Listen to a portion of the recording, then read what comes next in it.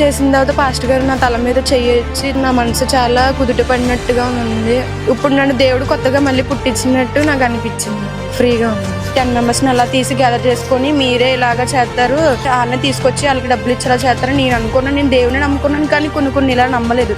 కానీ నా జీవితంలో జరిగిందంటే నేనే ఆశ్చర్యపోయాను. మరి వారి యొక్క మిస్సెస్ సంవత్సరం నుండి నరాలన్నీ సచ్చుబడిపోయి నడవలేని స్థితిలో ఉన్నారండి. దైవజనులు ప్రార్థించిన ప్రార్థనా తైలం తీసుకుని వెళ్ళి సహోదరికి అప్లై చేయడం జరిగింది. దైవ సేవకుల ద్వారా ప్రార్థన చేయించుకుని వెళ్ళిన తర్వాత మా మిస్సెస్ లేచి నడుస్తున్నారు, వారు సాక్ష్యం ఇస్తున్నారండి.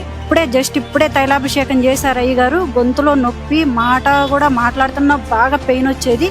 అసలు నొప్పి అనేది ఏమీ లేదండి, నాకు చాలా ఫ్రీగా ఉంది అయ్యగారు ప్రార్థన చేశాక. నేను కళ్ళారా చూశాను, ఇదంతా నిజము. నేను చాలా వేదనతో వచ్చాను. ఓవర్ బ్లీడింగ్ వల్ల గౌతమి అని 3 సార్లు పిలిచారు.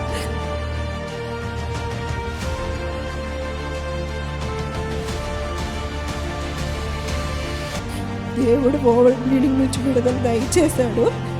స్వస్థత కోసం తైలాభిషేకం ఒక్కసారన్నా వాళ్ళ జీవితాల్లో మంచి మార్పు వస్తుందని ఇక్కడికి వచ్చిన తర్వాత ఆయన ప్రేయర్ చేసినప్పుడు వాళ్ళల్లో కొంతమంది దురాత్మ ఉంటుంది కదా, దేవుని యొక్క పరిశుద్ధాత్మ వాళ్ళ తాకిని అమ్మటే వాళ్ళు ఎక్కడికక్కడ కింద పడిపోతున్నారు.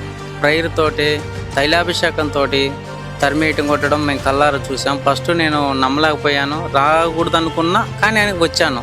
ఇక్కడికి వచ్చిన తర్వాత మళ్ళీ ఇంకొక వారం రావాలనిపించేలాగా ఇక్కడ ప్రేయరు, పరిశుద్ధాత్మ తైలాభిషేకం చాలా అద్భుతంగా ఉంది. బాబు పుట్టగానే అన్ని అవయవాలు ఒక చోట ఉండాల్సిన అవయవాలు మొత్తం ఉండాలి, బాబుకి తేడా వచ్చింది అని అన్నారు. ఇక్కడ పేరు పెట్టి పిలిచి బాబుకి ప్రార్థన చేశారు. స్కానింగ్ చేయించి డాక్టర్ గారిని కలిస్తే బాబుకి తేడా ఏమీ లేదమ్మా అంటే చెప్పారు.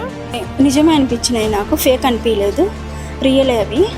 ఇక్కడికి వచ్చాక నాకు అర్థమైంది. నేను ఫస్ట్ ఫేక్ అనుకున్నాను, కానీ ఇక్కడికి వచ్చాక మనం చూస్తే అర్థమవుతుంది అవి రియల్ అని. తైలాభిషేకం ద్వారా నిజంగా నేను చాలా అద్భుతాలు పొందుకున్నాను. నేనే నమ్మేదాన్ని కదా ఫస్ట్. అసలు ఇక్కడికి వచ్చిన తర్వాత నా బాడీలో నాకున్న బలహీనతలు పోయిన తర్వాత నాకు ఇంకా బలం అనేది, దేవుని మీద నమ్మకం అనేది బాగా కుదిరింది. ఇది ఏమి ఫేక్ కాదు, రియల్ ఇదంతా.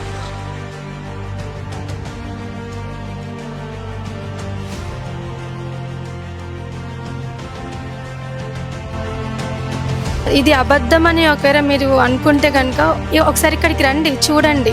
ఈ పరిశుద్ధత తైలాభిషేకం ఎలా జరుగుతుంది, ఇది రియల్ ఫేక్ అనేది మీకు ఒకసారి తెలుస్తుంది. మీరు కూడా ఈ విశ్వాసం ఉంచుతారని నేను నమ్ముతున్నాను.